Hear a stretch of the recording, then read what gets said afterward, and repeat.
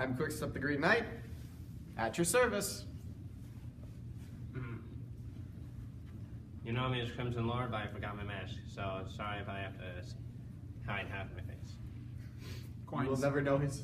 Coins. I don't have any coins on me, though. They were over there earlier. Yeah. Also, I forgot something. Bye.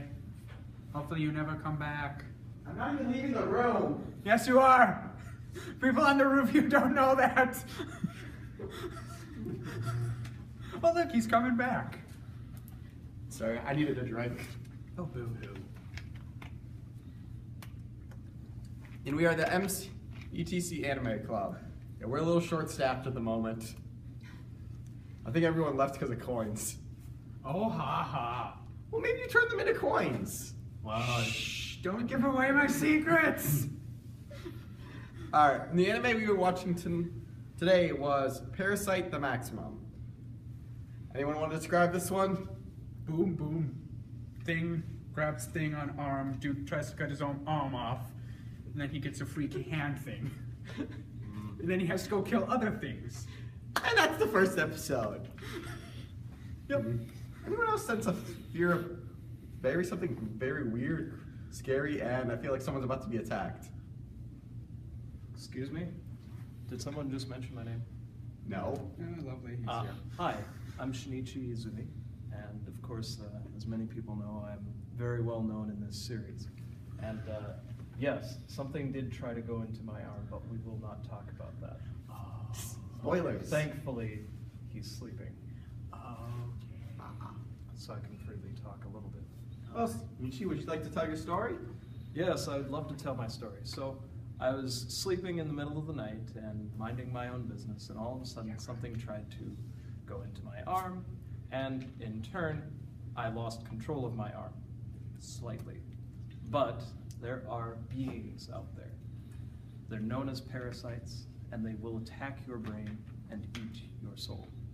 So they can complete the maximum. Not entirely. They're more or less creatures that are fighting to survive. I know, I just had to make a joke about the title. No, they went for souls. I I don't thought they think just that went works. meat. Well, Yeah, when they're you think soul about it, you eaters. lose all of your humanity from all of it. Really? You walked into that one. I still have no idea if I'm still human or not. Ah, you're fine. Don't worry, it's just Crimson Just ignore you'd be the curious hand. about. So, initial thoughts. Weird. No Yeah. offense. Then take it.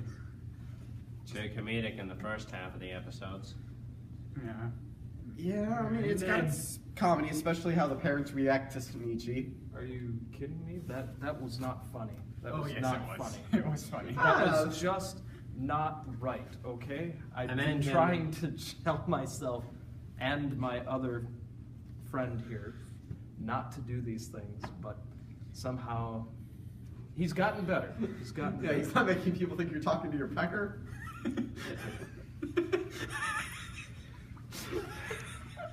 Let's not go there. I don't know how that rumor started. Oh, it's not a rumor. I'm sorry, I had to. There was video cameras. Yeah, but I will agree with Crimson and the others. It does start kind of weird just because the reactions of you and your... Pecker? Not the worst. Good, please drop that and keep this clean. Alright, well, we're going to stop with Please. that. Please, we're not going to bring this up again. I was gonna say the situation with when you and your hand just start bonding. I wasn't trying to go there. Well, Again. we are still bonding, as you say, but not in the context that you're speaking. But so, obviously, there's a lot of things that you still have yet to talk about me. Well, yeah, I was going into it. It does start out comedic, but it does get a little more serious, and we kind of started to see that turn from what we watched because we only watched maybe the first six episodes.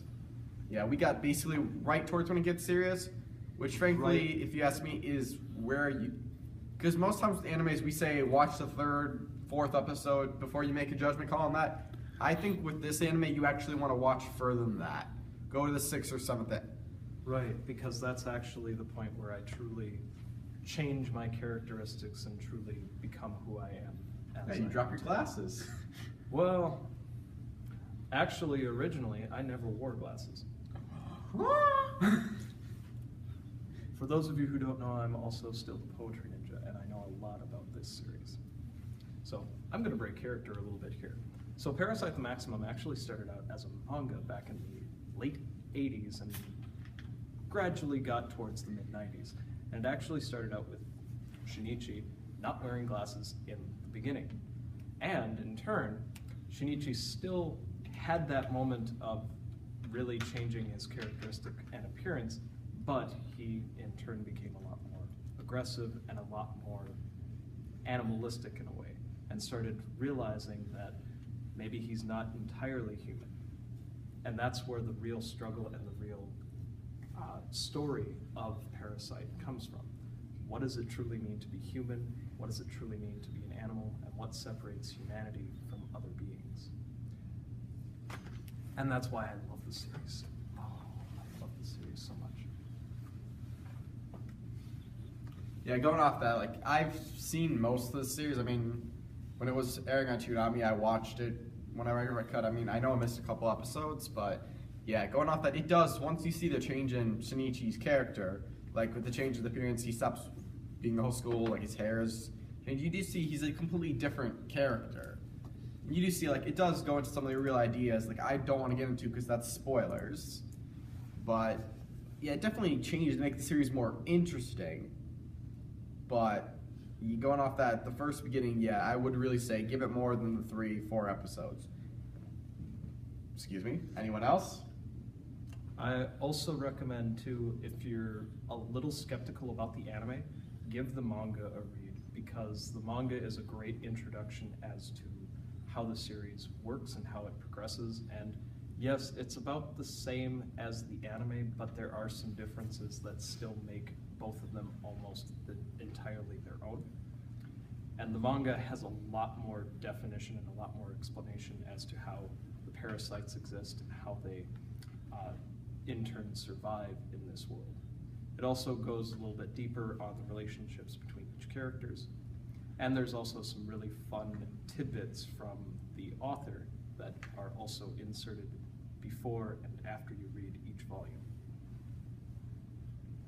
All right, Coins, Crewman, how about you bring us to our next section? Let's talk about characters. I don't really pay attention to characters, just kind of the flow of the show. Well, how did you see the characters in the flow of the show? Well, the main character, who I cannot pronounce his name, I'm not even going to try. Shinji. Shinichi. Yes. Oh, okay, Shinichi. Sorry, I was thinking of the Main different character. actors. Him, main character dude. Get into the suit. Kind of starts off really not wanting to do anything because he knows what they do is wrong, but as we didn't really get quite to it, but as it progresses, he realizes that no, the world is not perfect. Yes, people kill people, and yes, he will have to kill. No. He sent them to the Shadow Realm. We don't use kill. He killed them. You missed Dead. the joke. I don't care.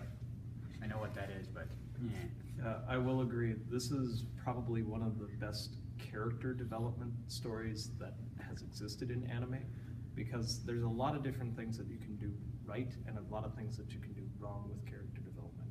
And in turn with Shinichi, the pacing for his character development is so vast on this that it's extreme to say that it's probably a lot better than most main shonen characters that you see today in anime. Yeah, he starts off with a view of black and white mortality, but he surely grows into that idea of gray and gray, which we can see kind of towards the last episode we watched, because his decision at the end shows. I'm not going to say what the decision or is what causes it, because again, that is spoiler. But I will also say that another thing that a lot of people say about this series is that the other characters that are supporting Shinichi aren't very well done. And yes, while that's true with some characters, when was the last time you really needed to focus on some of the side characters for this kind of a story? Well, I mean, some side characters with stories, they're always good, at least if they can play a part. Like, I'm forgetting her name. It's the girl with a hat who seems to be able to sense. Like her role going throughout the thing, you could take that out and it really doesn't change much, if you ask me. I'm gonna have to argue with that since I've read the entire series. She is actually a very crucial character in the series, and she actually becomes a lot more defined Later as on. a character, but I won't reveal too much about it. You're going to have to discover it on your own. And it actually happens right after the arc that we just watched. Yeah, Or again, at least started. I've seen more of the episodes than just the ones we watch. From that point, she kind of does feel like a little. You could take her part. I mean, she might play a little part. Again, it's been a while since I've seen the entire series. But like the other character, like the teacher, like she plays a big part. Extremely big part. Like not even just from the brief scene we saw. I mean, even farther with more into Nietzsche's character. But let's just go on to that. But I do agree. Like the characters, they each play a part. But some characters' parts maybe are more in there. In some psychic, like the girl, the hotel girl. Yeah. Like her part, well, it's not big, but it doesn't need to be big. She's just Right. a brief character to help in that situation. And that's, again, the one thing that a lot of people seem to sort of knock down about this series is that some characters aren't very well written and don't seem very excitable. But in the case of some side characters, you don't really need them to be this well drawn out character. Sometimes you just need them to be there just to fulfill a purpose. And in this way, they do fulfill the purpose, and you don't really need too much more. You just need to kind of enjoy the story and focus on what the main focus of the series is. And that is, of course, Crimson, you want to throw out a phrase? So you've been almost as silent. Well, without the mask, you can't talk? Well, actually, from what I've seen so far, I can't really have an expert opinion until I've seen more of the series, to be honest. I feel like I can only understand an anime truly better once I've seen at least half of the first season or so. well, you kind of got about a quarter of the series and about a quarter of the manga. It was only 6 episodes, that's only a quarter? Yep, there's 24 episodes and 8 volumes, and we got about maybe 2. Plus, The first volume and the first half of the second volume. Plus, this sounds weird, but throughout the entire discussion, I felt like something was kind of staring at me, to be honest. Coins. I'm not hiding anything, and it's I'm not sorry. him. Well, it might be. Yep, it's him. Might be his arm. Yeah, it's him. Oh, good, he's hiding it. Well, I don't know.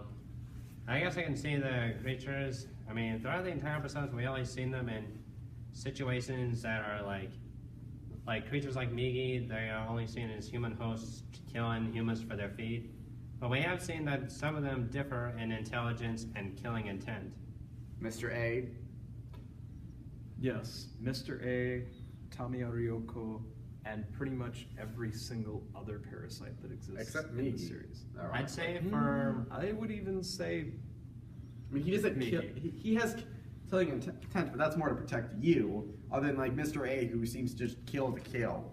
well, again, that goes back into what the series really is about. What does it truly mean to be human, and where do you draw the line on humanity and other creatures in the world? I don't know. As for parasite hosts so far, I would have to say the ones that are tied for the most intelligence in a parasite are probably Migi and Kyoko, possibly. Tamiya. Kyoko Tamiya, thank you. Yeah, they teach.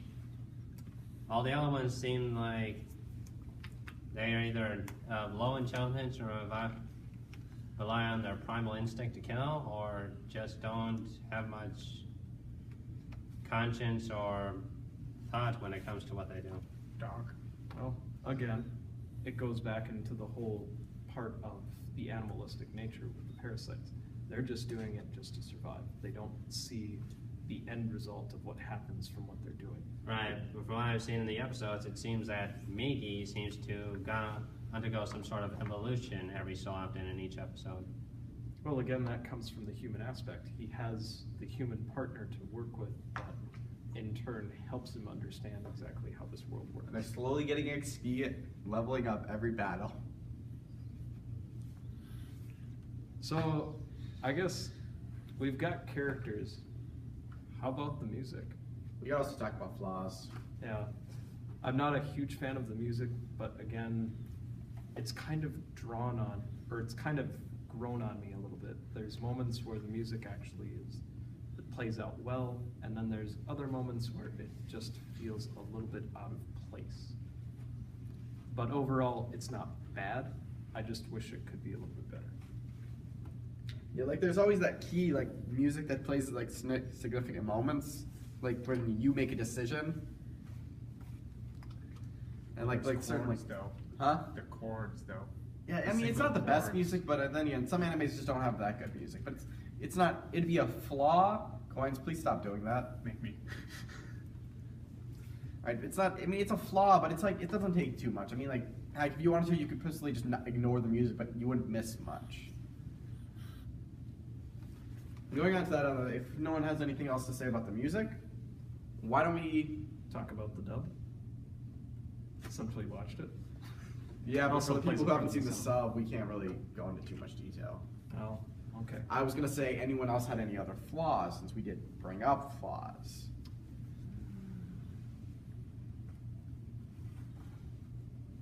I got nothing.